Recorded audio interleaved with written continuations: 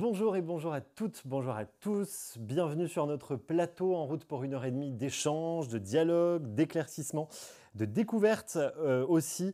Une nouvelle émission organisée à l'initiative du syndicat mixte Scott de l'agglomération byzantine avec l'aide de l'agence d'urbanisme de Besançon Centre Franche-Comté. Nous avons débuté cette série d'émissions, vous vous en souvenez peut-être, en parlant biodiversité, puis aussi nouvelles formes urbaines. Vous étiez très nombreux à nous suivre, alors déjà merci à vous de votre fidélité. Aujourd'hui, Jean-Paul Michaud, le président du SM Scott, vous invite pour ce 3e numéro à parler d'un thème d'actualité, un thème qui nous concerne tous, les énergies renouvelables. Alors, je tiens à vous rappeler que ces émissions, elles ont plusieurs objectifs, mais d'abord d'essayer à la fin de faire émerger une conscience, un accord collectif, et puis de vous démontrer que l'action, c'est maintenant, on ne peut plus attendre, il y a une véritable urgence. Essayons ensemble d'avoir une véritable conviction collective qui va dépasser ensuite les couleurs politiques, les générations, et prendre conscience que tous les moyens que l'on met aujourd'hui ou que l'on ne met pas ne se voient pas forcément à l'échelle d'un mandat, mais auront des conséquences irréversibles. Merci encore donc au SM Scott et puis à l'ODAB pour cette initiative qui, je l'espère, va répondre à toutes vos questions. Les énergies renouvelables, donc aujourd'hui, pour en parler avec nous, Jean-Paul Michaud, le président du SM Scott et maire de Thorez. Bonjour. Bonjour. Thierry Malézieux aussi, qui est le président de la communauté de communes du Val-Marnésien, maire de l'Antenne Vertière aussi. Bonjour. Bonjour. Et puis pour parler avec nous cet après-midi, nous avons aussi 3 experts en plateau. Le premier, c'est Philippe Beauvais. Il est journaliste indépendant, franco-suisse, spécialisé dans l'environnement et l'énergie. Bonjour Philippe. Bonjour. Emmanuel Laderrière, directeur territorial d'Enedis en Franche-Comté. Bonjour. Bonjour à toutes et à tous. Et puis Frédéric Bonnefoy aussi, président du groupe Bonnefoy dans les travaux publics. Vous êtes basé à Saône. Merci d'être là. Bonjour. Bonjour. Alors, nos invités sont en plateau. Vous nous regardez. Évidemment, vous pouvez participer à cette conférence, à cette émission. C'est tout simple. Vous pouvez poser vos questions, interpeller nos invités sur les différents sujets dont nous parlerons en inscrivant simplement votre nom et puis votre question dans le chat lié à cette émission. On y reviendra en toute fin d'émission. On posera vos questions à nos invités de manière anonyme. Alors, n'hésitez pas de complexe. Vous pouvez tout demander et réagir à absolument tout. On parle donc des énergies renouvelables aujourd'hui. Alors d'un côté, il y a bien sûr les énergies dont nous sommes toutes et tous extrêmement dépendants, l'électricité pour recharger nos téléphones, l'essence pour faire fonctionner nos voitures ou encore le gaz pour se chauffer. Et puis pour la produire, nous utilisons parfois des moyens pas très verts ou pas encore suffisamment. De l'autre côté, il y a l'aspect renouvelable avec l'impact sur la planète, les questions de choix énergétique, de santé, mais aussi de sécurité. Alors que fait-on ? Quel mode d'énergie choisir ? Y a-t-il des solutions ? Et puis surtout, lesquelles ? Comment parler de transition énergétique nécessaire dans nos sociétés ? Qu'y a-t-il derrière ce thème ? Quel impact aussi et quelle dynamique pour vos territoires, pour nos territoires ? On essaiera d'en parler ensemble. Vous l'avez compris, beaucoup de questions auxquelles nous allons essayer de répondre ce soir, et notamment donc, de comprendre comment les énergies renouvelables peuvent être porteuses d'un nouveau développement territorial et puis aussi permettre de limiter les incidences sur l'environnement, le cadre et puis les conditions de vie. Je vous propose de commencer maintenant avec la première partie de l'émission.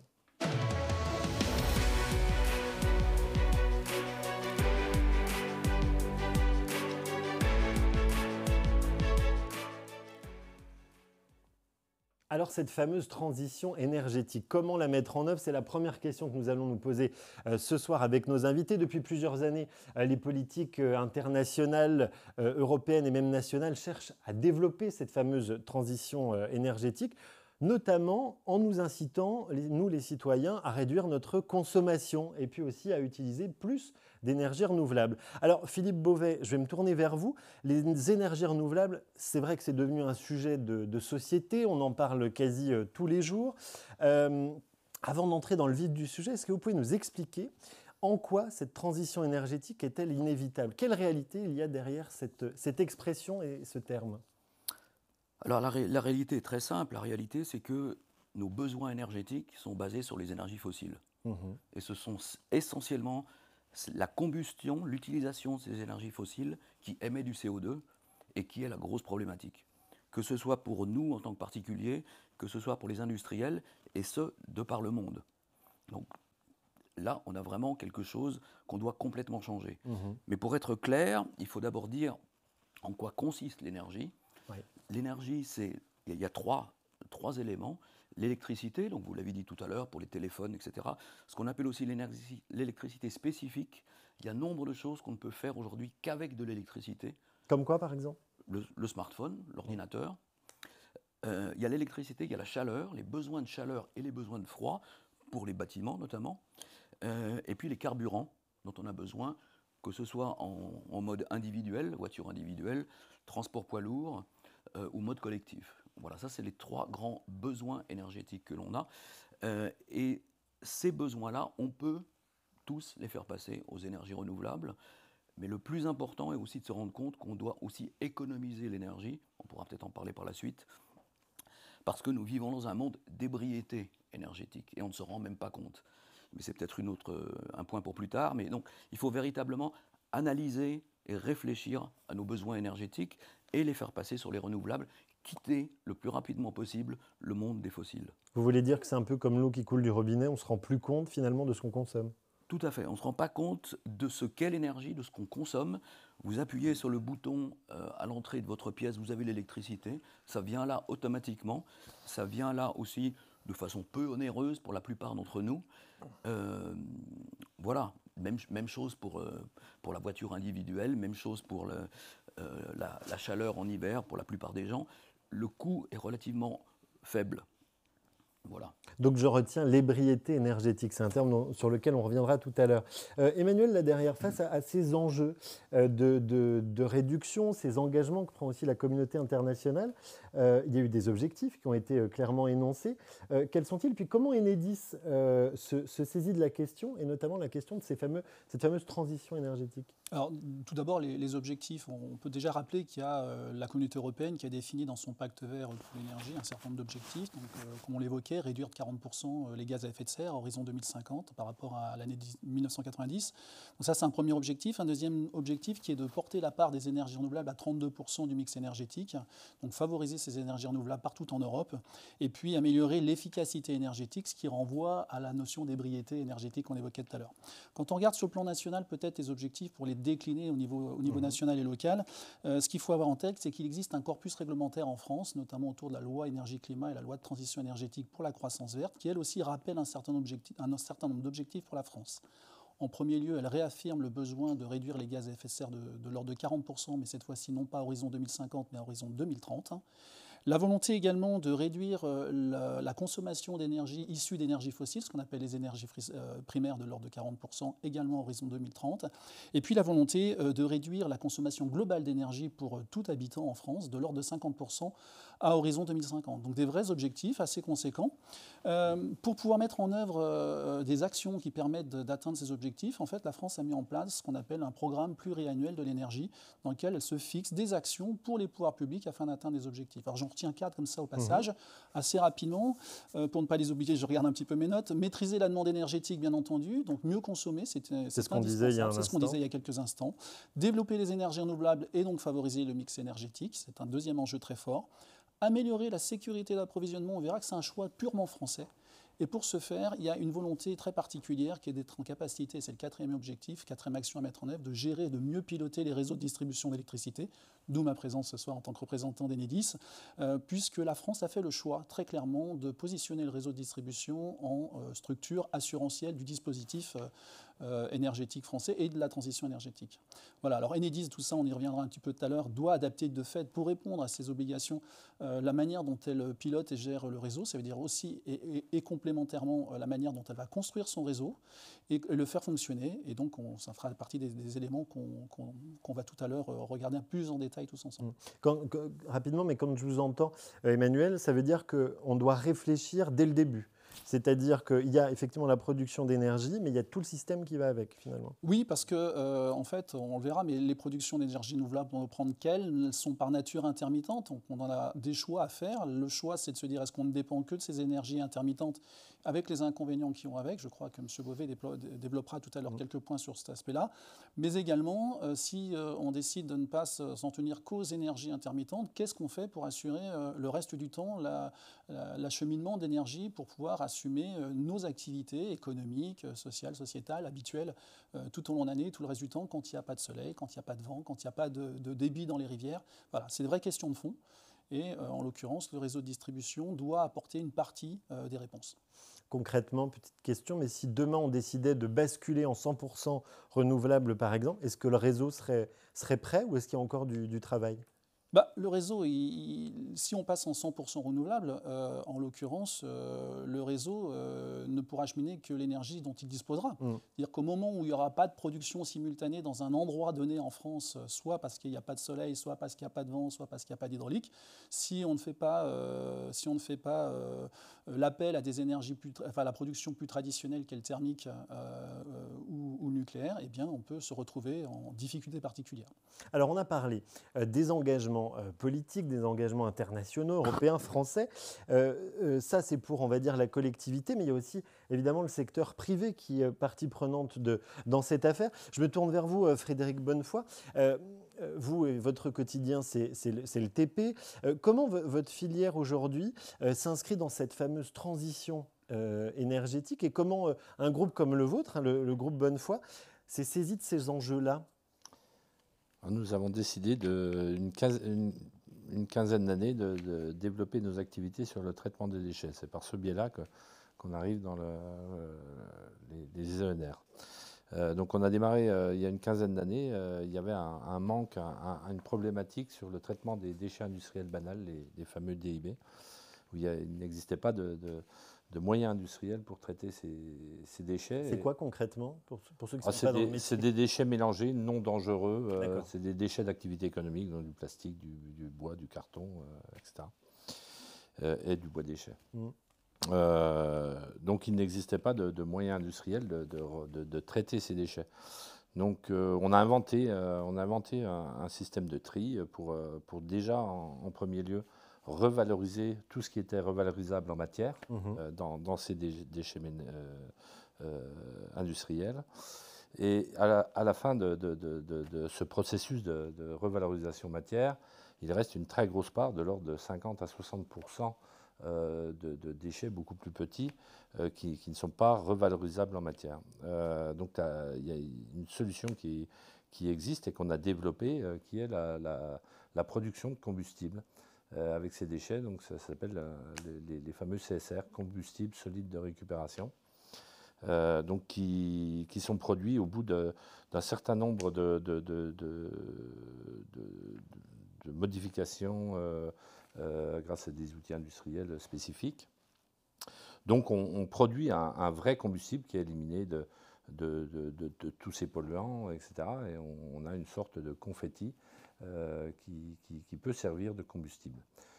Donc on a mis en place ça, donc on a démarré ça il y a 15 ans, on est arrivé à une production intéressante et qualitative de ces produits et très homogène, ce qui est extrêmement important dans l'utilisation dans les unités énergétiques derrière.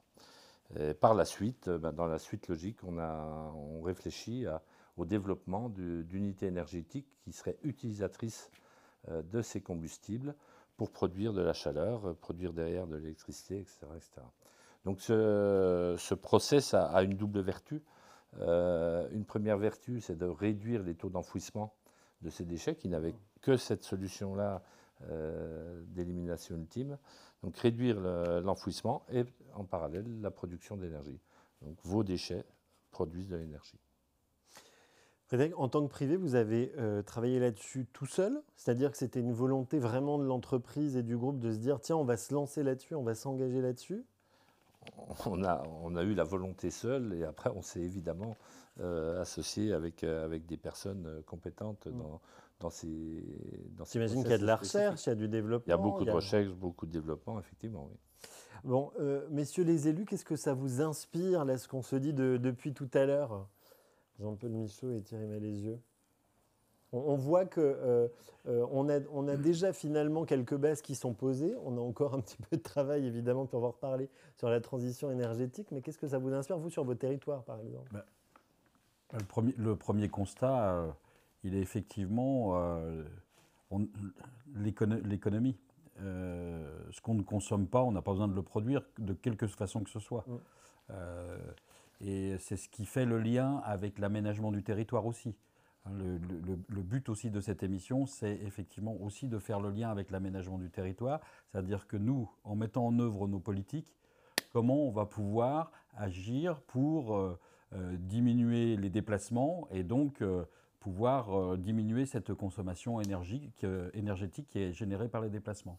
Donc ça, c'est le premier élément. Et puis ensuite, effectivement, en termes de production, le SCOT, qui est le schéma de cohérence territoriale qui prévoit l'aménagement à grande échelle du territoire, il doit permettre d'installer ces équipements qui peuvent être du solaire, qui peuvent être de l'éolien, qui peuvent être des centrales hydroélectriques, voilà, donc tous ces moyens qui existent.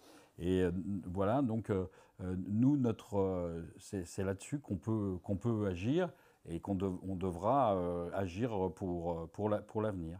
On hérite d'une situation passée, maintenant il faut qu'on avance vers autre chose, sinon notre planète, comme on le dit beaucoup aujourd'hui, n'y résistera pas. Et on l'a dit tout à l'heure, mais finalement, chaque engagement qu'on prend, ou qu'on ne prend pas d'ailleurs aujourd'hui, ça devient indélébile. Thierry Malézieux.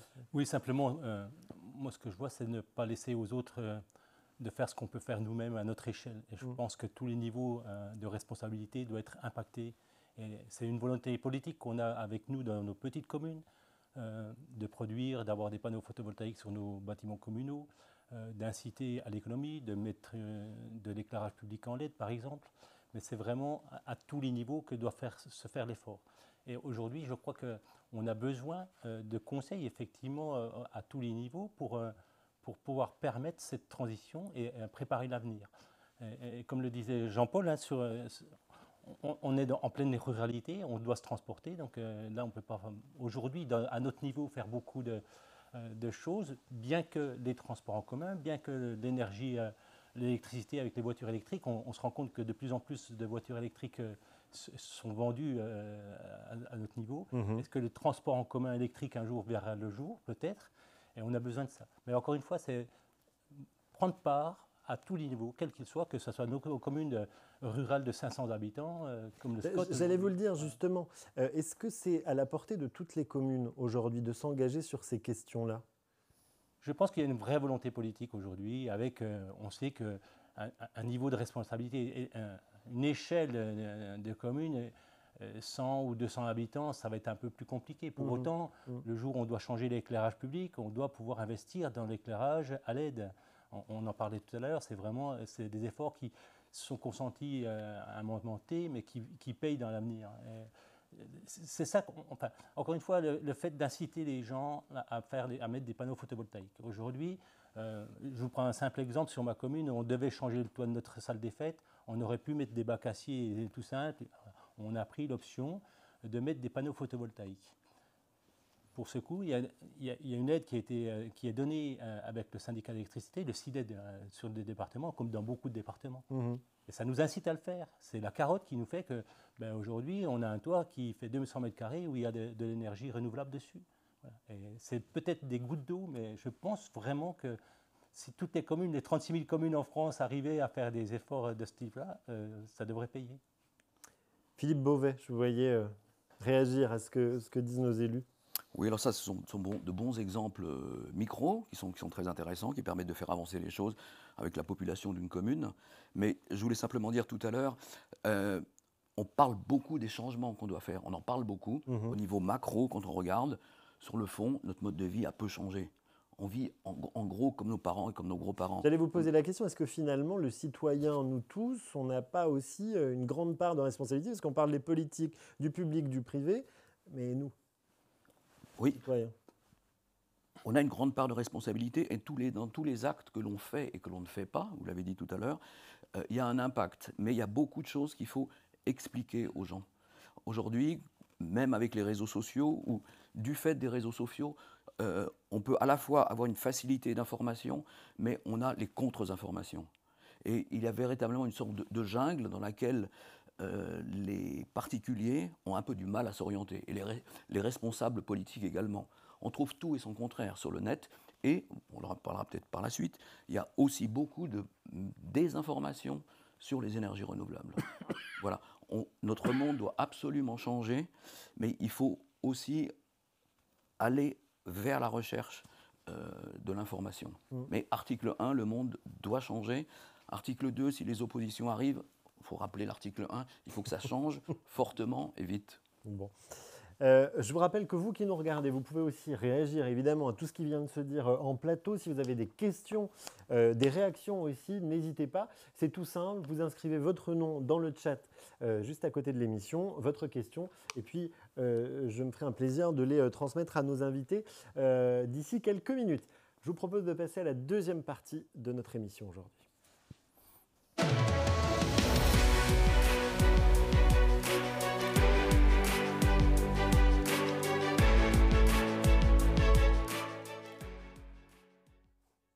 Alors, nous avons parlé de cette fameuse transition énergétique, mais on va parler aussi forcément de changement de territoire, de changement de modèle. Et on a commencé à en parler. Dans ce deuxième temps de conférence, on va s'attarder justement davantage sur ce qu'implique cette fameuse transition énergétique sur nos territoires et les territoires dont vous êtes élus, et ce que ça peut nous apporter. Philippe Beauvais, vous nous avez expliqué donc les objectifs tout à l'heure de cette fameuse transition énergétique. Comment est-ce qu'on peut réussir à les tenir déjà et est-ce que ces énergies renouvelables peuvent suffire à répondre à nos besoins? A priori, oui. A priori, là, un dit comme ça, oui. Voilà, au niveau macro, il faut bien comprendre que chaque territoire a son potentiel d'énergie renouvelable. Ça a été le cas par le passé. Il y a un nombre de communes qui étaient très riches en bois, qui étaient très riches en eau, en hydraulique. Oui. Qui ont aménagé le territoire avec des canaux, avec tout ce qu'il fallait pour faire tourner ces machines de l'époque qui étaient les moulins. Aujourd'hui, vous avez la même chose. Vous avez des communes qui ont toujours beaucoup de bois, donc qui peuvent l'utiliser pour les productions de chaleur, qui peuvent éventuellement l'exporter. Vous avez des communes qui vont être plus ensoleillées, mieux orientées par rapport au soleil que d'autres, qui ont un potentiel éolien intéressant. Voilà. Et c'est ça qu'il faut faire analyser, si vous êtes responsable d'un territoire, et mettre en avant et mettre en place. On parle des énergies renouvelables. Vous nous dites qu'a priori, oui, ça peut suffire au développement d'un territoire. Concrètement, on a parlé aussi de changement de modèle. Ça veut dire quoi? Comment est-ce qu'on peut aussi accompagner les territoires vers ça? Alors le changement de modèle, c'est-à-dire qu'il ne s'agit pas simplement de produire plus, de produire encore plus. Il faut analyser, produire pourquoi? Quels sont les besoins sur mon territoire? Est-ce que j'ai des PME? Est-ce que j'ai essentiellement de l'habitat? Et puis, je peux aussi réfléchir à analyser les besoins qui sont là, venir vers plus de sobriété. C'est-à-dire, je l'ai dit tout à l'heure, et je vais peut-être un peu l'expliquer, on vit dans un monde d'ébriété énergétique. Il y a des lumières qui restent allumées, il y a nombre d'écrans d'ordinateurs qui restent allumés chez les gens, dans les lieux publics. On roule au quotidien avec des voitures qui tendent à devenir des 4x4, qui font 2 tonnes, qui peuvent monter à 200-220 km/h, alors que légalement, le maximum, c'est 130. Il faut être réaliste. Voilà. Cette ébriété, vous l'avez aussi dans le gaspillage alimentaire, les emballages en plastique, etc. etc. Les bâtiments publics, l'habitat, qui sont quelquefois des passoires énergétiques. Il y a nombre de maisons ou d'habitats à rénover pour en faire des bâtiments faible consommation, etc. etc. Donc l'ébriété énergétique aussi nous entoure, et sur un territoire, il faut aussi s'en rendre compte. Mettre des panneaux photovoltaïques sur une mairie, c'est très bien, mais la rendre éventuellement extrêmement faiblement consommatrice d'énergie, c'est aussi quelque chose à faire. Je crois que vous avez constaté dans votre parcours de journaliste, Philippe, 2-3 aberrations, 2-3 exemples. J'aimerais bien que vous nous en parliez, parce que c'est assez frappant, je trouve. Oui, alors il y a par exemple, il y a nombre aussi d'automates, une automate à boissons, une automate à friandises. Dans les gares, par exemple. Dans les gares, qui fonctionnent 24 heures sur la 24. Quand la gare est fermée, on va dire entre 23h et 6h du matin, cette machine n'est pas arrêtée. Ces machines sont posées sur les quais, elles peuvent être quelquefois en plein soleil. on ne se pose pas de questions de cette ébriété énergétique. Vous avez quelquefois des centres de sport. Pour accéder aux centres de sport, vous avez des escalators qui tournent 24 heures sur 24. On ne se rend même pas compte. Voilà. Vous avez parlé justement de territoire, Philippe, de disparité de ressources sur les territoires. Est-ce que justement on peut apporter une réponse finalement calcable au plus grand nombre? Ou est-ce que chaque territoire, chaque région par exemple, doit travailler vraiment sur son propre plan énergétique, par exemple, sa propre transition? Le but n'est pas du tout que chaque commune vive pour elle dans une sorte d'autarcie énergétique. C'est absolument pas le but. Et par le passé, ça ne s'est jamais fait comme ça. Il y avait des droits d'eau, il y avait des partages d'eau, il y avait des échanges de bois, si je reste sur le cas du bois pour la chaleur.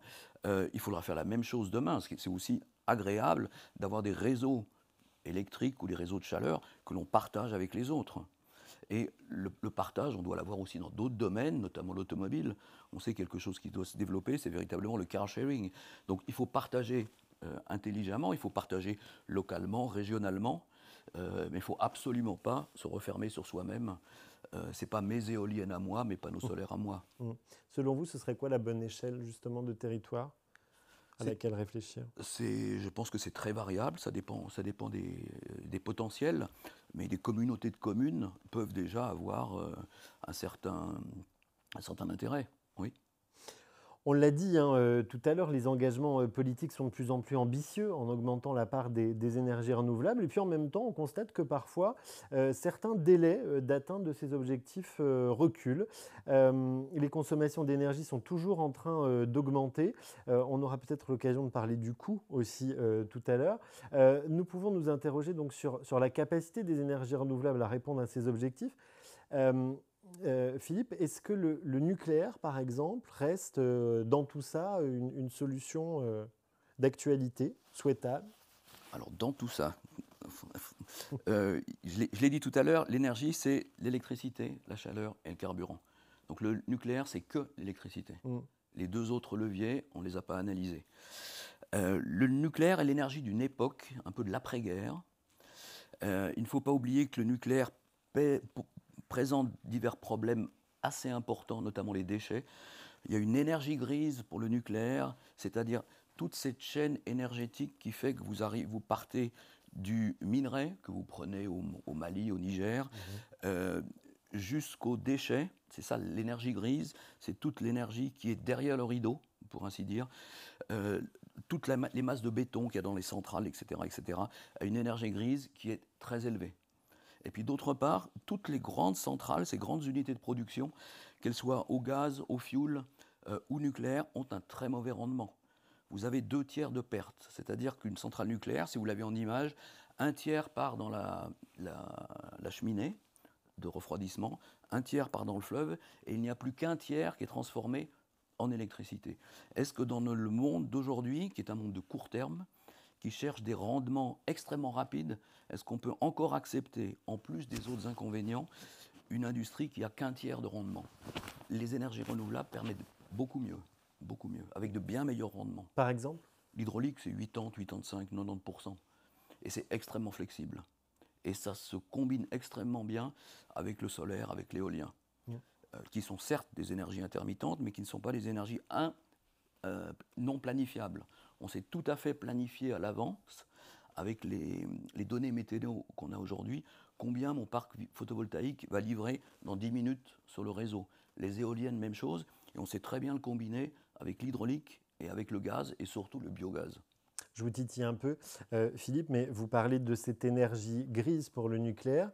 Les batteries de voitures, alors, on entend aujourd'hui qu'on a encore du mal à les recycler. C'est de l'énergie grise aussi? De quelle voiture? De quel type de batterie est-ce qu'on parle?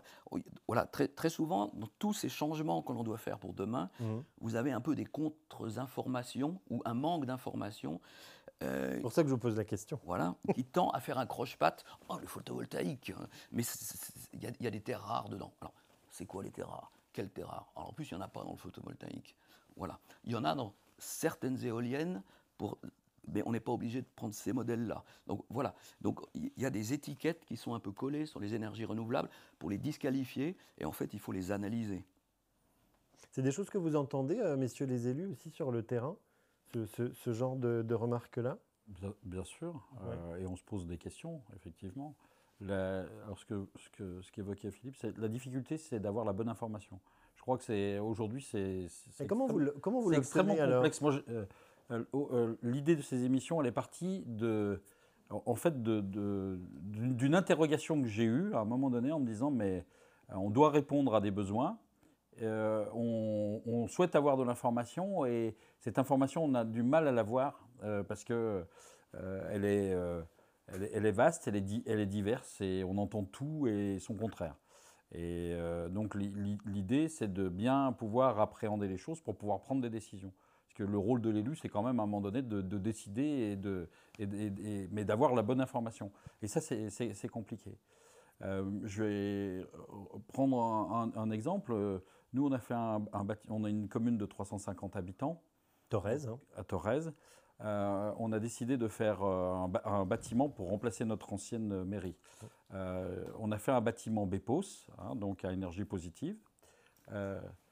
Ce bâtiment, un tiers du coût du bâtiment va être amorti par les économies d'énergie qu'on fait.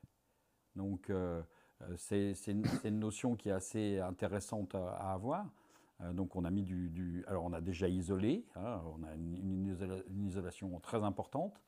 On a choisi des matériaux biosourcés plutôt. Donc ce que notre architecte a appelé, disait cradle to cradle, c'est-à-dire du berceau au berceau, donc qu'on soit quasiment totalement avec des matériaux qui soient totalement recyclables. Et puis d'avoir donc du panneau photovoltaïque pour compenser. De toute façon, on consomme de toute façon un peu d'énergie. Il faut faire tourner les ordinateurs. Il faut Oui, on ne va pas non plus revenir à la machine à écrire. On ne revient pas forcément. D'accord. Voilà. Donc il y a des solutions, mais effectivement derrière, c'est des investissements qui sont lourds.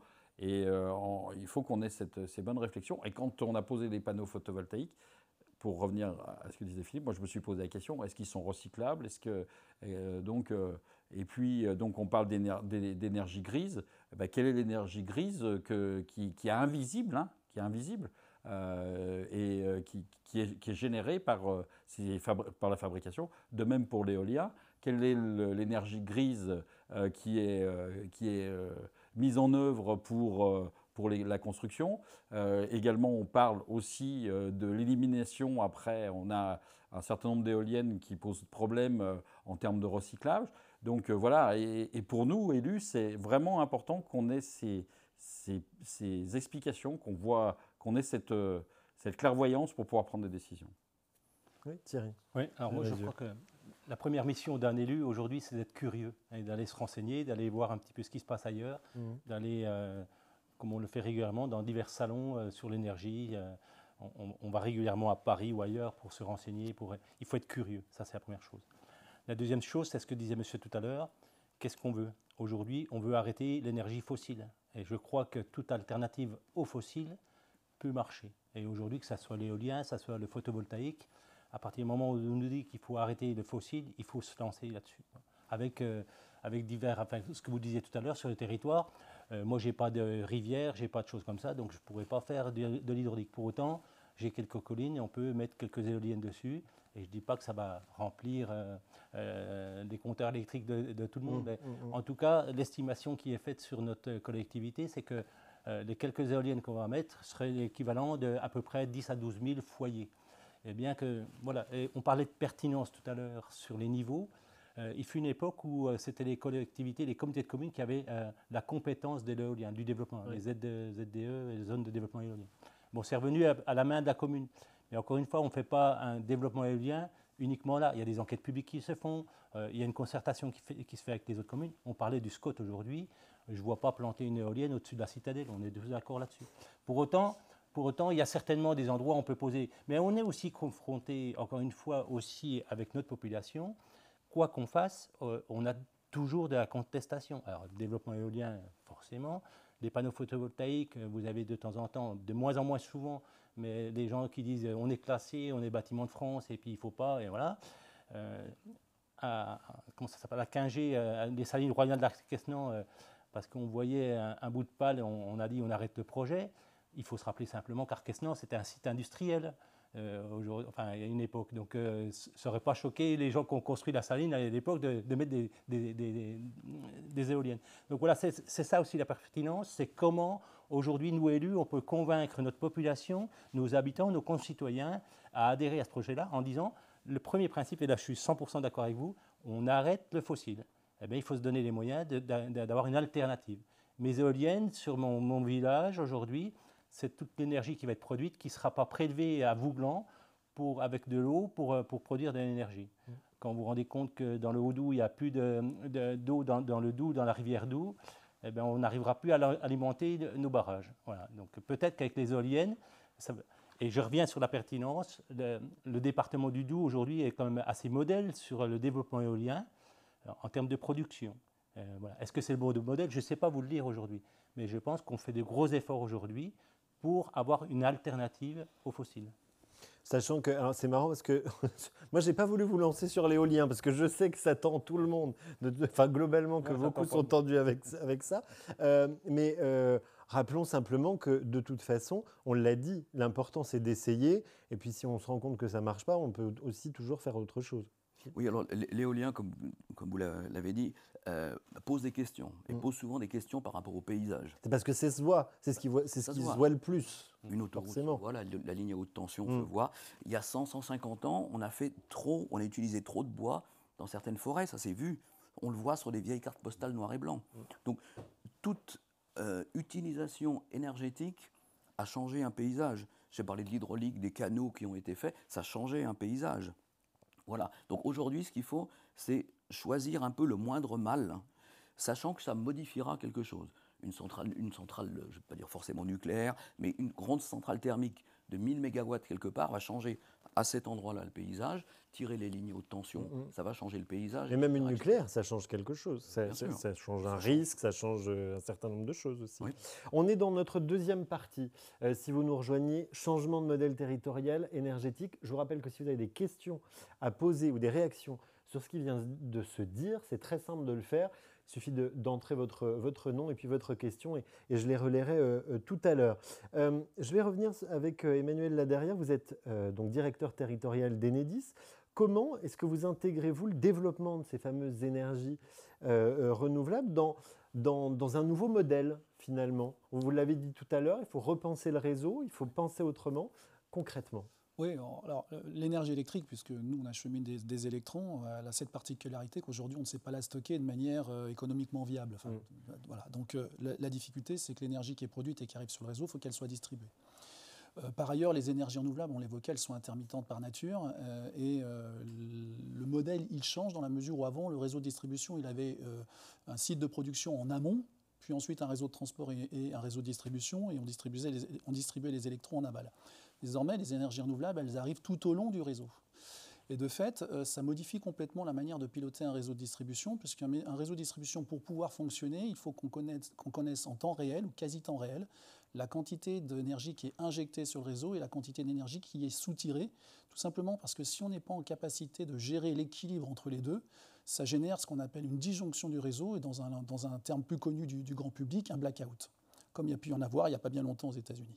Donc de fait, pour nous, l'arrivée des énergies renouvelables, ça nécessite qu'on repense le réseau, qu'on le modernise, qu'on dispose d'un certain nombre d'outils, de capteurs tout au long du réseau pour pouvoir savoir ce qui va rentrer sur ce réseau, savoir comment on gère les flux. Avant, on avait des flux unidirectionnels, maintenant on gère des flux multidirectionnels sur ce réseau-là, et qu'on soit en capacité, effectivement, de savoir en tout point et en tout moment ce qui s'y passe. D'où le fameux compteur communicant Linky. Nous y revoilà, c'est un sujet qui a fait beaucoup coller d'encre dans les médias. Ça y est, normalement, tout le monde y est, quasiment. Alors, 90% à la fin de cette année, on y sera quasiment tous, fin d'année prochaine, on sera quasiment tous équipés. Et effectivement, la transition énergétique, elle se fera avec le compteur communicant, qui s'appelle Linky, autrement, peu importe, ou elle ne se fera pas, parce qu'on a besoin de ces outils de communication pour mieux comprendre ce qui se passe sur le réseau. C'est du temps réel, on n'est plus au relevé de compteur tous les mois. Quasi réel, c'est-à-dire que c'est une capacité d'adaptation de ce qui se passe à quelques heures près. Et puis l'avantage aussi de ces outils-là, c'est qu'ils nous permettent aussi de mieux modéliser les besoins qu'on a pour construire les réseaux. C'est-à-dire qu'hier, on estimait une charge sur un réseau et on construisait le réseau en fonction de cette estimation, qui somme toute était assez aléatoire. Désormais, avec ces outils-là, on est en capacité réellement à un moment donné de savoir ou plus tard ce qui sera consommé par le réseau, et donc l'euro qui sera investi réellement au bon endroit et pour l'utilité et le bien public. Concrètement, c'est une question toute bête, mais vous parlez aussi d'anticiper. Si demain on se passait du nucléaire, qui est quand même une production importante, on arriverait, on pourrait aussi anticiper sur l'énergie, avec les énergies renouvelables, par exemple? D'un point de vue réseau uniquement, hein, parce que mon métier, c'est que celui-ci, c'est d'être en capacité de gérer les flux et de pouvoir prendre les électrons là où ils sont produits. Donc, qu'ils arrivent en amont ou dans le réseau, techniquement, aujourd'hui, on sait faire. Voilà. Après, dans les missions qui sont les nôtres, n'oublions pas qu'il n'y a pas que les énergies renouvelables, il y a aussi de nouveaux usages qui arrivent. On parlait de l'électromobilité tout à l'heure. L'électromobilité, c'est un vrai enjeu pour nous. Jamais, à aucun moment, on a eu des masses de consommation simultanées qui risquent d'arriver le soir en rentrant à 19h dans son foyer, où tout le monde va se raccorder au réseau en même temps. Donc potentiellement, c'est des déséquilibres importants qu'on va avoir sur le réseau. Et donc, il faut à la fois qu'on soit en capacité de les anticiper, et à la fois qu'on soit en capacité d'avoir un réseau qui sache réagir, qui est auto-cicatrisant, dans notre langage on appelle ça comme cela, pour faire en sorte qu'on puisse effectivement garder cet équilibre entre consommation et production, le cas échéant, pour éviter le blackout. Bon, mais en même temps, ça rejoint ce que disait Philippe Beauvais tout à l'heure, c'est-à-dire que si on se raisonne aussi chacun, ça peut permettre aussi d'éviter ces gros pics dont vous parlez. Oui, notre mission est d'acheminer les électrons. Aujourd'hui, on intègre les énergies renouvelables, mais on va plus loin. C'est-à-dire qu'aujourd'hui, Enedis, c'est une vraie mission d'accompagner les politiques publiques, notamment en matière d'amélioration de la sobriété énergétique. C'est-à-dire que concrètement, avec un compteur communicant, aujourd'hui, on est en capacité de savoir en temps réel ce qui est appelé par le réseau et de faire des propositions, des modélisations qui permettent aux élus, par exemple, de faire des économies. Ici, sur l'éclairage public, là, sur la consommation d'un bâtiment. Je vais prendre un exemple très simple. Oui. Il n'y a pas si longtemps que ça, on a travaillé avec une collectivité sur des établissements scolaires. Mais écoutez, on s'est rendu compte, grâce à l'INKI, que les établissements scolaires, il y avait les cuisines qui tournaient le mercredi après-midi quand il n'y a personne dans l'école, et que l'éclairage et le chauffage tournaient tout le week-end. Eh bien, à aucun moment donné, dans la gestion, il y avait des outils qui permettaient de déceler. Ça paraît tout bête. Même l'intendant qui fait bien son travail n'avait pas forcément la capacité à pouvoir le déceler. Eh bien, multiplier ça sur l'ensemble des lycées, sur une région donnée comme la Bourgogne-Franche-Comté, ça commence à faire des économies qui sont intéressantes pour la production, pour le réseau, pour la consommation des collectivités locales et pour le bien public. Frédéric Bonnefoy, vous en tant que patron, est-ce que vous avez rencontré des difficultés au moment d'envisager ces changements et comment ça se passe concrètement, la mise en place de ces nouvelles énergies? Des difficultés, on a en France. Il y en a beaucoup. Vous voulez dire que ça va avec? C'est obligatoire. Il y en a énormément. Mais vous ne vous êtes pas découragé?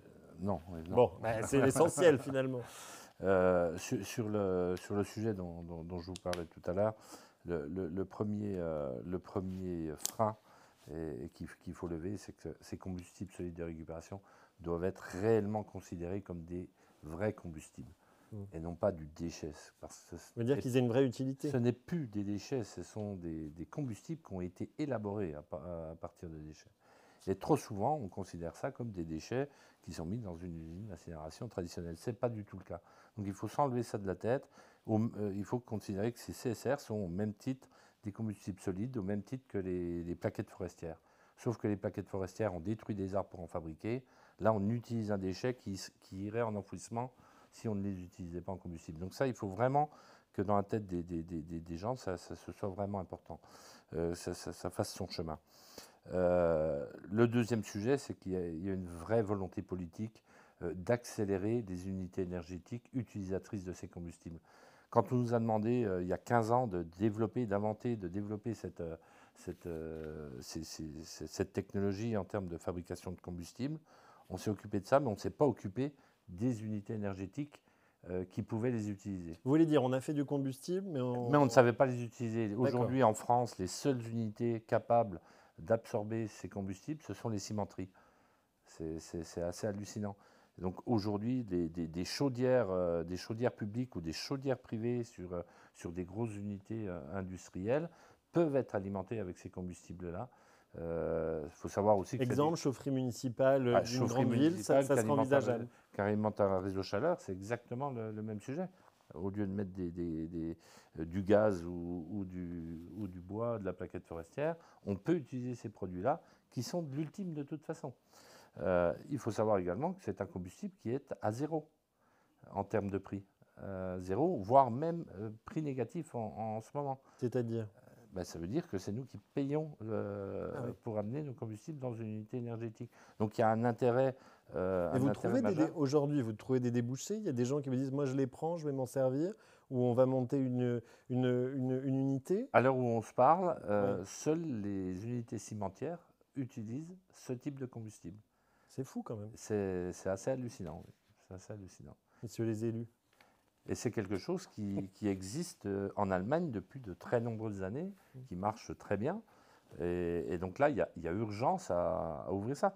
Aujourd'hui, on fabrique des combustibles solides de récupération que l'on envoie en enfouissement parce qu'on n'a pas d'utilisation de ces combustibles. C'est la réglementation qui... il y a une réglementation particulière qui empêche cette filière ou... Non, il n'y a pas de problème de réglementation. Il y a juste Pour une fois, en France, il n'y a pas de problème de réglementation. Non, il y a des possibilités. Si, il y a des sujets de réglementation comme toute unité industrielle. Mais aujourd'hui, on sait le faire. Il n'y a aucun problème là-dessus. La première problématique, c'est que c'est comme la voiture électrique, ça coûte cher. C'est comme le camion électrique, ça coûte cher parce qu'on n'en fabrique pas beaucoup. Demain, quand on fabriquera 1000, 2000, 3000 chaudières CSR, les prix vont réduire. Aujourd'hui, on a un problème de capex initial. Après, en termes d'exploitation, c'est pas un problème. Mais c'est le capex initial qui est important. D'accord. Donc il faudrait que ça soit une politique nationale, du coup. Il faudrait que ce soit une politique, effectivement, nationale, tout à fait. Et je rappelle, c'est un combustible que vous ne payez pas. Tout à fait. C'est tout bénef, quoi. J'avais visité l'usine chez Frédéric Bonnefoy. Si je peux me permettre, pour rebondir là sur l'énergie qu'on ne paye pas, aujourd'hui, est-ce que l'énergie électrique est à son juste prix aujourd'hui? Est-ce qu'il n'y a pas une concurrence déloyale?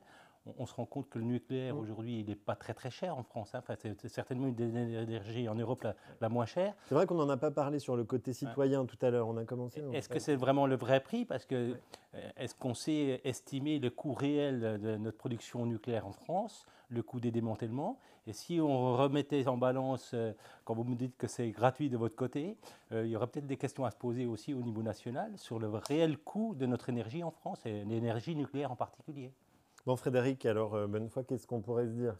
L'idée là, ce serait de faire un appel, on va dire, pour que non seulement on développe ce type de combustible et qu'on développe en même temps une filière pour s'en servir?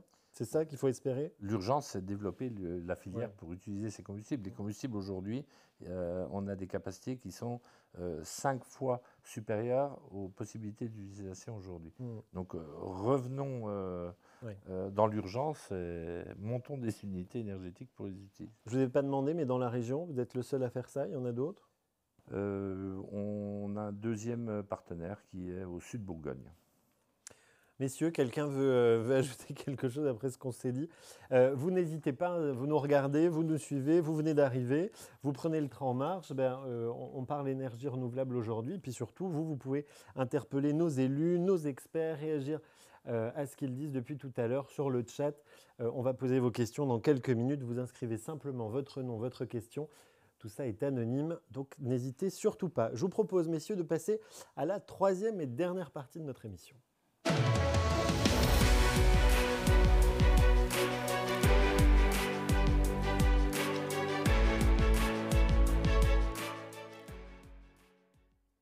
À quoi va ressembler demain? C'est la question que nous allons nous poser maintenant.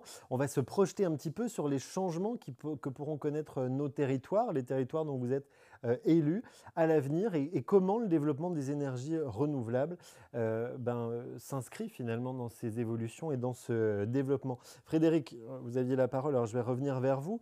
Le développement actuel doit évoluer vers plus de sobriété, on l'a dit tout à l'heure, de développement des énergies renouvelables. Comment vous voyez, vous, le développement des ENR perdurer? Quel bilan en tirez-vous là pour l'instant? Comment est-ce que vous voyez les choses évoluer? Je dirais que c'est déjà une opportunité formidable sur le développement économique de nos régions. On est capable de produire de l'énergie en local, en circuit court, et développer et inventer ces filières et l'ensemble de ces filières. Parce qu'on parle de mix énergétique, je ne vois pas les ENR aller que sur un seul modèle. Si on veut, mais si on en parlait, il est nécessaire de vraiment avoir une pluralité de production énergétique, et tout ça en étant en circuit court, en local. Donc là, il y a vraiment une particularité qu'il faut saisir très très rapidement. Et là, aujourd'hui, il y a quand même une opportunité depuis un an qu'il faut saisir aussi bien de la part du privé que du public. C'est le plan de relance qui est très axé là-dessus, où là, il y a des aides, justement, on parlait des investissements importants sur les types de chaudières dont on vient de parler. Il y a des aides extrêmement importantes, aussi bien pour couvrir le complément de CAPEX nécessaire, mais également sur les coûts d'exploitation. Donc là, vraiment, il faut y aller très très vite. La porte va se refermer très vite. Si on n'y va pas maintenant, on passera encore une fois devant la glace. Je vous entends dire donc levier économique, levier de développement. Est-ce que aussi, par exemple, dans la filière de l'emploi, ça peut jouer? Ça va aller avec, bien évidemment. Ouais. Bien évidemment. Sur quelle énergie, Emmanuel, là derrière, sur quelle énergie de développement des ENR vous travaillez, par exemple, en ce moment? Alors, Enedis en tant que tel ne travaille pas sur des productions ENR en tant que tel, mais par contre va favoriser tous les projets émergents. Alors ceux qui sont plus connus qu'on a évoqués déjà, photovoltaïque, éolien, hydraulique, mais pas seulement. La méthanisation, dans notre région, elle prend du poids. On a des projets de STEP. Les STEP, ça consiste à avoir deux bassins, un bassin en amont et en aval d'une colline, et puis de faire remonter de l'eau pour pouvoir produire de l'énergie. Donc il y a des projets de ce type-là, à un moment donné, qui existaient sur Besançon. Bon voilà, nous, notre rôle, c'est de dire quand une collectivité locale, quand des élus ont des projets, quand des particuliers, des associations qui s'associent pour faire des projets particuliers, quelles qu'elles soient, c'est qu'on puisse la raccorder au réseau, qu'on puisse assurer que l'énergie qui sera produite soit évacuée et dans de bonnes conditions. Bon, par ailleurs, on a aussi d'autres missions qui nous incombent, qui sont directement issues des énergies renouvelables. Vous savez, quand on produit de l'énergie renouvelable, la première chose, c'est de la consommer en circuit court localement. C'est le premier objectif, c'est celui-ci. Le plus connu, c'est la consommation, l'autoconsommation dite individuelle. J'installe des panneaux sur ma maison, j'autoconsomme l'énergie et je rejette le surplus non consommé éventuellement sur le réseau. Aujourd'hui, nous, notre modèle est en train d'évoluer. C'est-à-dire qu'on se dit que tout le monde n'a pas forcément la chance d'avoir une toiture bien exposée qui permet de produire. Mais peut-être que mon voisin, lui, il en a une, mieux exposée, orientée différemment et qui peut produire pour moi. Et comme je veux consommer en local et je veux consommer une énergie verte, pourquoi pas faire appel à la toiture de mon voisin? Donc en fait, ce qui existe en France, c'est ce qu'on appelle l'autoconsommation collective. Et cette autoconsommation collective, on peut imaginer qu'il y a une structure juridique qui se monte, comprenant plusieurs producteurs et plusieurs consommateurs dans ce qu'on appellerait une usine à production énergie renouvelable. Et chaque producteur pourrait s'engager à mettre à disposition de la collectivité locale, juridique, une quantité d'énergie produite. Chaque consommateur pourrait dire « moi je souhaite consommer cette énergie à hauteur de temps, de volume ». Et ensuite, il suffit de regarder ce qui a été réellement produit, réellement consommé et de pouvoir assurer toute la gestion des flux pour pouvoir permettre les facturations. Le rôle d'Enedis là-dedans, c'est qu'avec les compteurs communicants, on est capable de pouvoir gérer tous les flux pour le compte de cette collectivité juridique. Et donc, on est en train d'aider, dans le cadre d'expérimentation en France, à la construction, à l'émergence de ces projets d'autoconsommation collective. Il y en a un, par exemple, sur Besançon. Je ne sais pas s'il verra le jour. La difficulté du projet de Besançon, c'est de savoir si le projet peut être rentable. Donc, nous accompagnons les collectivités locales dans la réalisation du projet. Sur Besançon, on est en train de mener une expérimentation qui est unique en France, qui servira peut-être de modèle, qui est de dire comment on peut aider la collectivité locale en amont de ce projet pour prendre la décision. Donc on travaille avec un bureau d'études et avec la collectivité à essayer de développer un modèle qui soit viable et qui permette d'être développé. Je pose une question par rapport à Besançon. Est-ce que c'est la taille je ne sais pas où est ce projet, mais est-ce que c'est la taille de la ville qui pose question? Est-ce qu'en fonction on va dire de la structure de cette forme juridique, ça joue aussi sur la faisabilité? Alors la structure juridique peut être différente, elle peut être associative, société d'économie mixte, SAS, etc., peu importe. Les modèles qu'on connaît un petit peu en France et qui ont émergé d'autoconsommation collective sont plutôt portés par un collectif à un endroit donné, souvent portés d'ailleurs par une collectivité et avec des habitants de la collectivité sur place. La particularité de Besançon, c'est qu'il pourrait mixer en fait des acteurs différents, publics-privés. avec des propriétaires d'immeubles privés et une collectivité locale qui veut développer sur un quartier populaire sensible ce type de projet, et puis nous qui sommes l'élément assurantiel. Par ailleurs, dans nos activités à proprement parler Enedis, nous aussi on a des réflexions en matière d'énergie renouvelable. Quand on a une panne d'électricité, aujourd'hui, qu'est-ce qu'on fait? On met un groupe électrogène pour dépanner rapidement les clients, parce que c'est extrêmement important. Les groupes d'électrogène, ils tournent à quoi? Au fioul. Donc aujourd'hui, on est aussi en train de développer, particulièrement sur la Franche-Comté, un projet unique en France, qui est de développer des groupes électrogènes hydrogène et de grosse capacité. Il existe déjà des groupes électrogènes de petite capacité, et nous, on travaille à la construction de groupes beaucoup plus importants qui nous permettraient de reprendre en capacité des gros quartiers de ville ou des villages entiers. Donc on est en train de travailler sur 3 projets, l'hydrogène, la batterie 100% électrique et le mix fuel-batterie. On ne sait pas ce qui sera économiquement viable, on ne sait pas demain quelle sera l'expérimentation qu'il faudra retenir, mais en tout cas, ça créera sûrement de nouveaux modèles qui vont transformer nos activités. Je ne veux pas vous jeter des fleurs, mais c'est quand même ambitieux et courageux de se lancer dans ce type d'expérimentation. Oui, alors ça l'est dans un contexte qui est un petit peu délicat pour nous. Je rappelle qu'on est dépositaire d'une mission de service public. Oui. Quand on mène des activités, on peut ne le faire que dans un cadre qui est un cadre régulé, encadré par la Commission de régulation de l'énergie. C'est d'ailleurs pour ça qu'on les mène sous la forme d'expérimentation, puisqu'on ne peut pas développer à proprement parler des projets dans un autre contexte que celui-ci. Et puis si demain il y a un modèle économique qui est viable, eh bien, ça servira à notre activité, mais également à d'autres activités, d'autres gestionnaires de réseau. Il n'y a pas que Enedis qui gère des réseaux en France, il y a des entreprises locales de distribution, des régies publiques. On a également quelques gestionnaires de réseaux privés. Quand vous allez dans une grande usine comme Peugeot, elle a son propre réseau interne à l'usine et donc elle peut trouver aussi des intérêts particuliers à ce qu'on développe. J'imagine que ça a un coût, tout ça, évidemment. On parlait de recherche et développement aussi tout à l'heure. Oui. C'est un sacré investissement finalement. Oui, mais avec les mêmes problématiques que les élus, c'est-à-dire qu'on va à la fois avancer de l'argent qui est celui de l'entreprise, alors en l'occurrence celui qui est financé par le tarif d'utilisation du réseau public d'électricité. C'est pour ça que c'est dans le cadre d'une expérimentation, mais pas seulement. On va aussi chercher des financements là où ils se trouvent, dans le cadre du plan de relance au niveau de l'État ou au niveau de la Communauté européenne, qui a aussi son plan de relance propre à la transition énergétique et aux productions d'énergie renouvelable. Donc je ne sais pas si nous aurons ces fonds-là à un moment ou à un autre, mais en tout cas on y travaille. On a une représentativité de l'entreprise au sein de la Communauté européenne qui sert aussi à pouvoir trouver des espaces de liberté pour pouvoir essayer d'innover et de créer des choses qui sont vraiment en rupture par rapport au pilotage et à la gestion du réseau de distribution. Messieurs les élus, ce serait chouette ça quand même de voir se développer sur le territoire cette forme collaborative finalement d'énergie, non? Je ne sais pas ce que vous en pensez, mais... Oui, moi je suis tout à fait favorable à ça, même à notre petite échelle, mais au niveau d'une communauté de communes par exemple. Je pense qu'il y a certainement des choses à faire, ou sur des bourgs un peu plus importants. Et c'est vraiment le type même de projet qui nous intéresse, effectivement, pour diversifier. Enfin, moi, voilà, je parlais de curiosité tout à l'heure, ça ne coûte pas grand-chose d'essayer, de regarder, d'étudier. Et alors moi je suis, à mon échelle, certainement trop petit, mais pour autant... on parlait tout à l'heure de production. Je reviens un peu sur le SCOT, sur comment on urbanise nos villages, nos villes. Peut-être qu'il y a une réflexion aussi à mener avec Enedis et d'autres partenaires sur l'orientation des maisons, sur plein de choses comme ça. Et je pense qu'en amont, on doit jamais travailler tout seul, ça c'est certain. Mais il y a certainement des collaborations à mettre en place pour parler et puis pour changer de modèle, ce qu'on disait tout à l'heure. Je rebondis sur ce que vous dites, Thierry Malézieux, pour interroger Philippe Beauvais. Justement, quel impact de ces énergies renouvelables sur le territoire?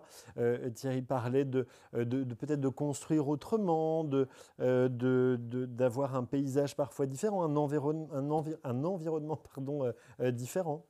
Quel impact ça peut avoir? Alors si on gère bien, ça peut avoir un bon impact. Ouais. Si on reprend le cas de l'éolien... C'est plutôt rassurant, merci. Oui. Non, si on reprend le cas de l'éolien, il y a des paysagistes qui savent intégrer une ligne d'éolienne dans le paysage pour que ce soit le moins impactant possible. Voilà. Mais sinon, vous parlez d'un autre thème qui est important, l'orientation des bâtiments. Le solaire passif, c'est-à-dire cette énergie solaire, ce rayonnement solaire qui va lécher un bâtiment au fil de la journée, c'est un tiers de plus ou un tiers de moins de consommation énergétique si la maison est bien ou mal orientée. Ça a toute son importance. Il y a des endroits, il faut repenser un peu la construction. La construction ne devrait plus se faire simplement dans l'axe de la rue. Il faut un peu tourner les bâtiments vers le soleil. C'est quelque chose aussi d'important. Alors là, je parle du neuf, mais ce qu'il faut absolument faire, c'est rénover le parc de bâtiments existants, créer des réseaux de chaleur au bois avec des déchets industriels, quoi qu'il en soit. Et n'oublions pas, parce qu'on a parlé beaucoup de photovoltaïque, qui est une énergie très technique, très moderne, il existe aussi le solaire thermique, qui est la production d'eau chaude. On peut faire aussi de grandes quantités d'eau chaude, alimenter un chauffage avec du solaire thermique, et qui a aussi un excellent rendement. On peut la stocker, on peut la produire l'été pour l'utiliser l'hiver. Tiens, vous parlez du photovoltaïque. On entend dire aussi parfois que ça prend de la place, parce que bon, il y a le toit des maisons, mais on a vu aussi parfois des parcs éoliens. Emmanuel, là derrière, je crois que vous voulez. Oui, parce que effectivement, je voulais intervenir là-dessus. Alors nous, on voit émerger des projets. Par exemple, dans le sud de la France, il y a des projets qui vous savez, il y a une problématique, c'est qu'avec le réchauffement climatique, la gestion des cultures devient de plus en plus compliquée. Et ça demande des taux d'hygrométrie importants et un arrosage important qui n'est plus supportable pour un certain nombre d'éleveurs. Et donc, on voit émerger des projets d'agrovoltaïsme qui consistent en fait à couvrir les surfaces de panneaux photovoltaïques et à ombrer finalement le dessous pour garder à la fois d'humidité et pouvoir continuer à faire certaines formes de culture. Alors, Enedis, c'est pas notre métier, mais néanmoins on voit ce type de projet émerger et c'est une manière différente de concilier les contraintes de réchauffement climatique avec une activité économique qui développe en plus de la production d'énergie renouvelable qui bénéficie à la collectivité. Philippe, tout à l'heure, vous aviez parlé du bois. Vous y êtes revenu un certain nombre de fois. Est-ce qu'on ne risque pas d'épuiser aussi, finalement, ces ressources-là aussi ? Non, je ne pense pas. Il y a une croissance générale de la forêt en France ou dans les pays voisins. Parce qu'on a entendu quand même, ces dernières années notamment, certaines remises en question de la gestion, par exemple, de la forêt en France. Oui, mais alors revenons à un autre volet qui est très important. Il y a la sobriété et l'efficacité. Il faut changer les vieux poêles à bois. Il faut arriver à des poêles à bois modernes, qui consomment moins. Les labels flammes vertes. Je crois que les derniers, c'est le label numéro 6 ou numéro 7, mais qui ont un rendement bien meilleur que le vieux poêle à bois de ma grand-mère que j'ai remonté de la cave et que je viens de mettre dans le salon. Et ces poêles à bois, basés sur le principe de la double combustion, ont un extrêmement bon rendement et consomment beaucoup moins de bois. Donc là, on peut étendre la consommation de bois énergie en ayant des appareils plus efficaces. Jean-Paul Michaud. Oui, donc effectivement, on a dans notre région la chance d'avoir de grandes possibilités au niveau forestier. On a ça représente quand même un certain nombre de difficultés aussi en termes de gestion de la forêt. Il y a aussi aujourd'hui la gestion du bois pour la construction. Donc ça, c'est un élément aussi qui est important. Donc c'est vrai qu'il y a des possibilités. Moi, je voulais revenir, c'était surtout sur l'économie énergétique, l'économie qu'on devrait faire. Et je crois qu'aujourd'hui, c'est aussi ça risque de devenir un problème sociétal. Quand on a des bâtiments qui sont énergivores, à un moment donné, on voit que le coût donc pour se chauffer devient de plus en plus important pour les familles. On voit que les coûts finalement énergétiques, malgré les solutions qui sont apportées, ils deviennent de plus en plus élevés. Donc, parce que effectivement, produire de l'énergie, ça a un coût, et ces coûts n'arrêtent pas d'augmenter. Et donc, on va arriver à un moment donné à un risque sociétal, parce qu'il y a un certain nombre de personnes qui n'auront plus les moyens d'avoir accès à l'énergie, ne serait-ce que pour se chauffer.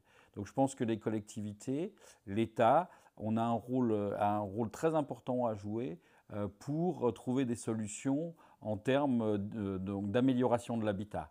Alors ce n'est pas le seul consommateur, on a parlé beaucoup mais donc les déplacements sont un générateur énorme de consommation énergétique. Et donc on doit aussi répondre à à cette problématique de réduire donc, les déplacements. Et donc le rôle du SCOT, c'est aussi ça, c'est de prévoir l'aménagement du territoire. On a des pistes, on sait qu'il faut peut-être rapprocher l'habitat des lieux de travail, donc avoir des zones mixtes, et on doit raisonner dans ce sens-là pour effectivement baisser cette consommation. Parce que produire, oui, on sait aujourd'hui produire, on sait que mettre des panneaux photovoltaïques, quand on regarde la zone, alors là c'est très intéressant parce qu'on pourrait tous aller à la fenêtre en face et montrer tous les toits de la zone d'activité. Pour ceux qui nous regardent, on est dans le secteur de Chemaudin, quoi, à côté de l'autoroute. Voilà, l'entrée de l'autoroute Chemaudin. Et donc, on voit tous ces bâtiments qui ont un potentiel à accueillir du photovoltaïque. Et puis également, peut-être se poser la question aussi de l'éolien dans des zones d'activité. À un moment donné, ça peut être aussi des solutions quand elles sont exposées correctement, parce que les nuisances sont différentes en lieu industriel qu'en lieu d'habitation. Donc il y a des pistes sur lesquelles on doit effectivement travailler. Et puis c'est un travail collectif entre effectivement les collectivités et puis les acteurs donc comme Enedis et puis les gens qui produisent de l'énergie comme chez Bonnefoy, donc la société Bonnefoy qui offre, donc on voit aujourd'hui des solutions nouvelles et il faut qu'on travaille tous ensemble. On a vu donc en dehors des énergies renouvelables, une des premières choses qui fait qu'on peut aller vers cette transition énergétique, Philippe, vous l'avez martelé, c'est la sobriété. La sobriété individuelle, mais aussi la sobriété d'un territoire. Dans ce cas, comment est-ce qu'on peut faire justement pour développer un territoire plus renouvelable, ou renouvelable tout court ? Il faut vraiment analyser les besoins de ce territoire. Il y a des choses qui sont aussi intéressantes, par exemple, entre les PME et l'habitat, il peut y avoir aussi des échanges énergétiques. Vous pouvez très bien avoir une petite industrie qui a de gros rejets de chaleur, qui peuvent être récupérés pour de l'habitat. Alors, un exemple qu'on voit dans nos villes quelquefois, vous passez à côté d'une boulangerie où il y a des fours électriques qui ont marché ou qui marchent, et vous avez ces bouffées de chaleur qui ressortent d'un vasistas, vous dire oh, quelle chaleur perdue. Voilà. Et ça vous l'avez dans plein d'autres domaines de PME où on peut récupérer cette chaleur via des pompes à chaleur. Je ne vais pas rentrer dans les détails, mais voilà. Et donc là il y a des échanges qui peuvent être faits. Je demande au chef d'entreprise, c'est quelque chose qui vous paraît possible, ça ? Peut-être de travailler directement au cœur des entreprises, des industries ? Ah oui, tout à fait. C'est déjà fait sur des grosses unités industrielles, ça se pratique régulièrement. C'est plus difficile quand on est, par exemple, on prenait l'exemple du boulanger, mais un petit artisan. Ça vous semble peut-être un peu plus délicat à l'heure actuelle ? Peut-être à notre échelle, je n'ai pas réfléchi à tout ça, mais je pense qu'il y a des choses à réfléchir, oui. On va arriver à la fin de cette émission, là, dans quelques minutes. Je vous rappelle que si vous avez des questions à poser, c'est tout de suite, parce qu'après c'est trop tard. Donc vous inscrivez votre prénom, votre nom et puis votre question. Et on va lire ça ensemble dans un instant. Jean-Paul Michaud. Oui, c'était une question. Donc on n'a pas parlé de la géothermie en termes parce que vous avez parlé d'énergie chaleur. Et est-ce que la géothermie peut être aussi une bonne piste ? Est-ce que les pompes à chaleur, vous venez de l'évoquer, c'est une bonne piste Alors, à ma connaissance, la géothermie, il y a différents types de géothermie. Il y a de la géothermie qui a fait parler d'elle sur Strasbourg récemment, sur Bâle il n'y a pas très longtemps. Il y a différentes techniques. Mais sur le fond, l'avantage de la géothermie, c'est que ça fait vraiment une production de base. Vous avez une production en continu de chaleur et d'électricité. Alors c'est des gros projets capitalistiques, c'est-à-dire que ça demande beaucoup d'argent, mais ça peut être quelque chose d'intéressant 24 heures sur 24. Voilà. Et puis votre autre question, c'était les pompes à chaleur. Oui, les pompes à chaleur, bien sûr. Puis il y a différents types de pompes à chaleur. Pour rappeler le principe d'une pompe à chaleur, c'est un peu caricatural ce que je veux dire, mais j'ai souvent l'impression que tout le monde ne sait pas ce que c'est qu'une pompe à chaleur. Non, c'est vrai. C'est un peu le principe du frigo en inversé. Le frigo, vous avez cette boîte, vous mettez une prise, donc vous prenez du courant, vous avez le froid dans le frigo, et puis vous avez le chaud qui sort derrière.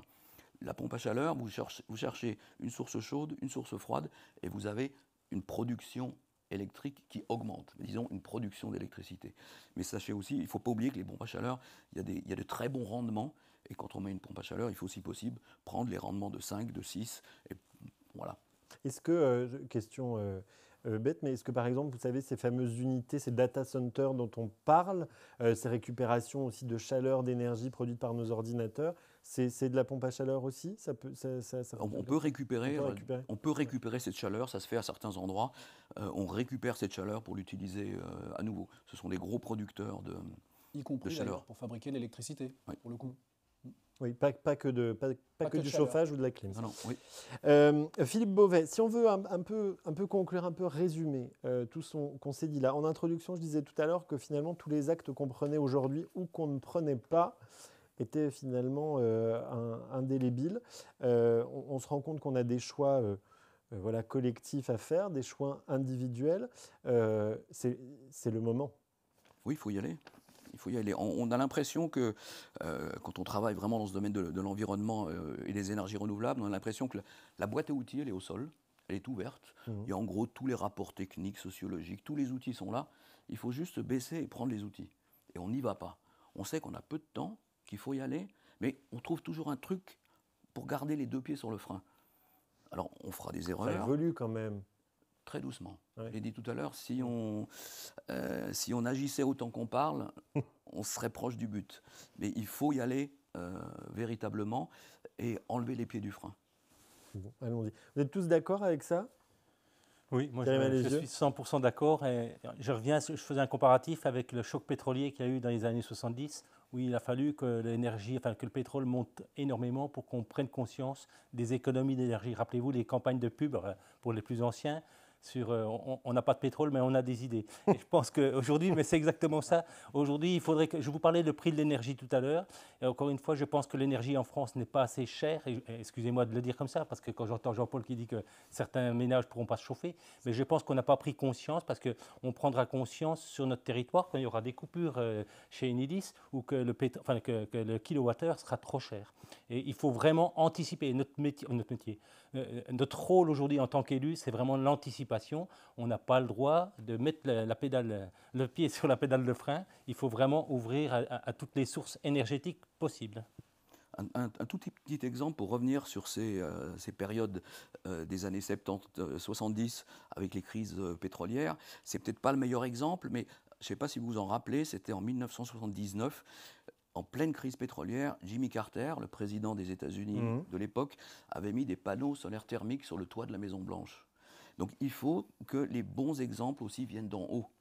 Et je pense que dans les communes, il doit y avoir des bons exemples, vitrines, qu'il faut mettre en place, qu'il faut analyser, qu'il faut chiffrer, et qui doivent être mis en place pour qu'ensuite des gens les prennent aussi pour eux, et qu'on les accompagne financièrement par des explications, etc., mais qui vont aider à aller dans le bon sens. Emmanuel Laderrière. Oui, il y a un point qui est fondamental, c'est qu'il faut y aller tout de suite. Ça, on en est tous conscients. Par contre, la mise en œuvre de certaines réalisations qu'on déciderait tous ensemble, elle peut prendre du temps, malheureusement. Pourquoi ? Parce que construire des ouvrages de distribution d'électricité, par exemple la poste source, c'est 4 à 5 ans entre études et chantiers. Parfois, il faut les intégrer à des schémas régionaux d'énergie renouvelable. Donc, on est sur des projets à 5-10 ans. On parlait d'éoliennes tout à l'heure. Les éoliennes, ça peut être 10 ans de procédure. Et donc, finalement, le maître mot, c'est anticipation. C'est décision immédiate et anticipation. Tout ce qu'on pourra anticiper et construire dès maintenant, ça sera du temps de gagner. Nous avons nos contraintes en tant que gestionnaire du réseau de distribution. Il y a des choses qu'on ne peut pas construire de manière immédiate. Délivrer 33 MW de puissance sur une centrale photovoltaïque pour l'année prochaine, nous ne savons pas faire. La décision, il faut la prendre maintenant. La réalisation, il faut l'engager dès à présent et on sera prêt dans 4, 5, 6 ans. Donc en gros, le temps des élus aujourd'hui n'est pas forcément le temps de concrétisation finalement. C'est l'un des messages que je viens de passer, effectivement.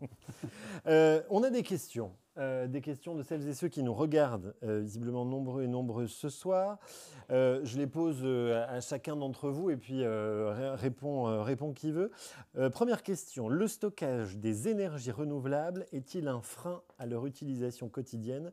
et plus globalement à la sécurisation de l'approvisionnement énergétique. Emmanuel Ladera, vous avez commencé tout à l'heure à en parler un petit peu. Oui, alors il y a la technique et il y a l'économie. Techniquement, on sait stocker l'énergie. On a des expérimentations qui démontrent que nous sommes en capacité aujourd'hui, notamment sur l'éolien, de stocker jusqu'à 3 MW. Par contre, le coût économique, la rentabilité d'un tel stockage, aujourd'hui, il n'est pas industrialisable. C'est-à-dire qu'on ne peut pas aujourd'hui le généraliser sur le réseau à plusieurs endroits. Donc peut-être qu'un modèle économique émergera d'ici quelques années, mais pour l'instant, on n'est pas prêt à pouvoir assumer le coût de telles réalisations. Deuxième question, la production d'éoliennes et des panneaux solaires est aussi énergivore. C'est une affirmation. Les énergies renouvelables sont-elles vraiment vertueuses? Philippe Beauvais. Bien sûr qu'elles le sont. Je l'ai dit tout à l'heure, il faut prendre chaque énergie est impactante, il faut prendre celle qui est le moins impactante. Le photovoltaïque, c'est du silicium, de l'aluminium, du cuivre, et tout ça, quand vous le démontez par la suite, vous pouvez le recycler.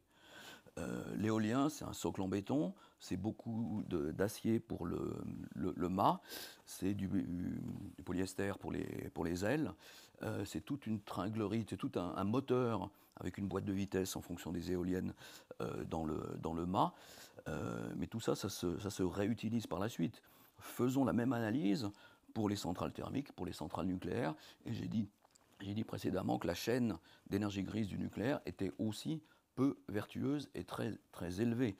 Donc faisons la même analyse pour chacun et mettons tout le monde sur le pied d'égalité et choisissons le moins impactant. Ou la combinaison des moins impactants. Et la combinaison. Je parle de combinaison parce que si on voulait remplacer l'énergie produite, je dirais par les grandes centrales en France, grosso modo, c'est une éolienne, je crois, toutes les 30 mètres, sauf erreur de ma part.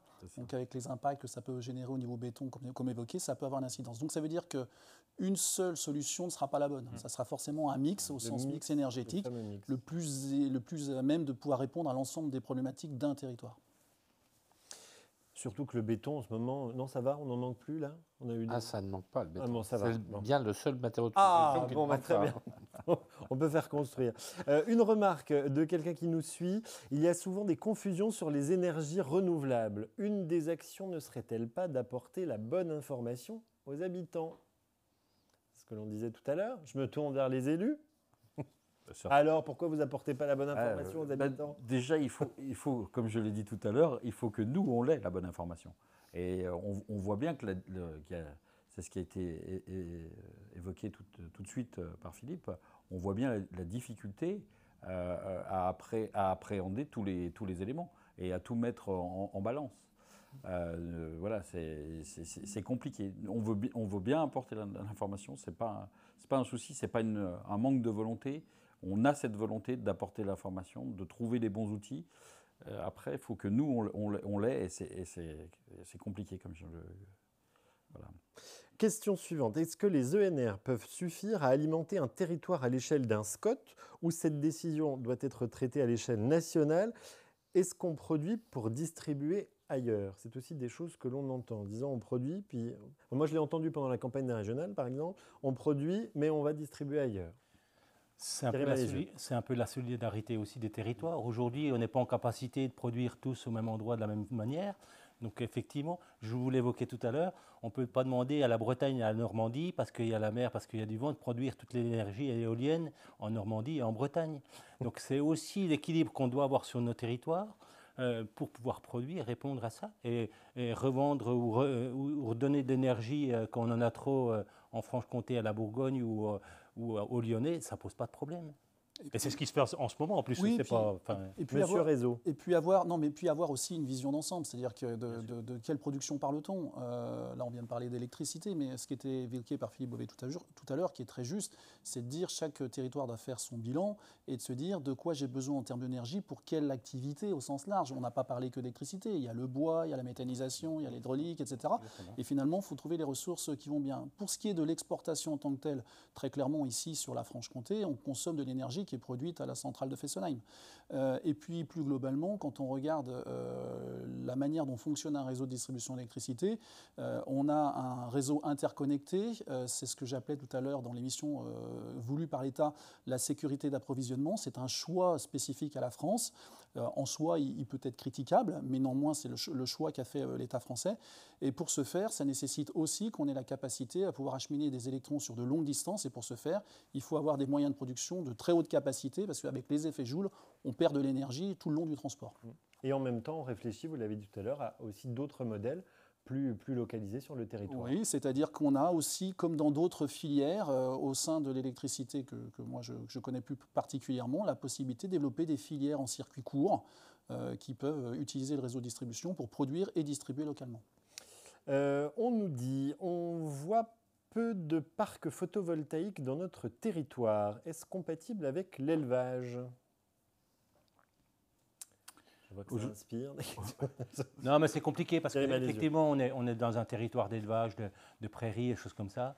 Le Val-Marnésien, on y est. Oui, enfin voilà. Et c'est vrai qu'on n'a pas encore dans l'esprit mettre des panneaux photovoltaïques à la place de nos prés pour nos bêtes. Pour autant, on voit des sites industriels comme les anciennes déchetteries, recycleries. On en a une à côté de notre territoire.